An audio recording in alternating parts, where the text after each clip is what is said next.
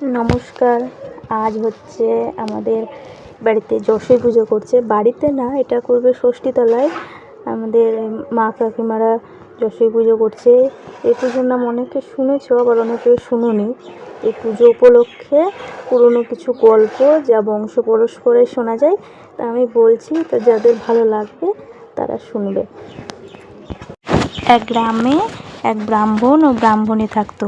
ব্রাহ্মণী একদিন ব্রাহ্মণকে বলল, আমি যশোই পুজো করতে চাই। তা শুনে ব্রাহ্মণ বলল, তুমি যেখানে যাবে যাও, কিন্তু আমি মাঠে লাঙল দিতে যাব, আমার খাবার ও জল যেন ঠিক সময়ে পৌঁছে যায়। ব্রাহ্মণী বলল, ঠিক আছে। তারপর ব্রাহ্মণী পুজোর জোগাড় করতে লাগে। 3 বাড়ি থেকে চাল গম ধার করে এনে সেগুলোকে বাড়িতে ভেজে গুঁড়ো করে মানে ওই ছাতু করতে হয়। এগুলো ওই পুজোর নিয়ম।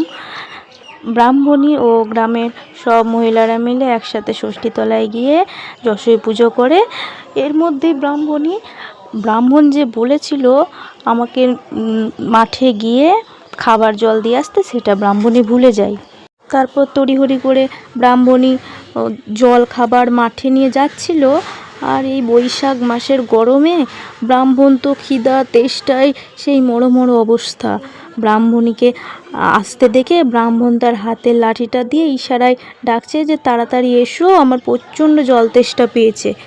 কিন্তু ব্রাহ্মণী এদিকে ভাবছে আমাকে হয়তো ব্রাহ্মণ লাঠি দিয়ে মারবে।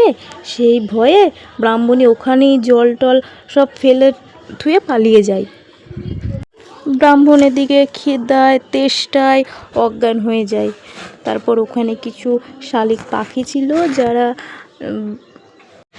ঠোঁটে করে জল নিয়ে গিয়ে সেই জল ঠোঁটে করে নিয়ে গিয়ে ব্রাহ্মণের মুখে দেয় এবং ব্রাহ্মণকে বাঁচায় বা জ্ঞান ফেরায়।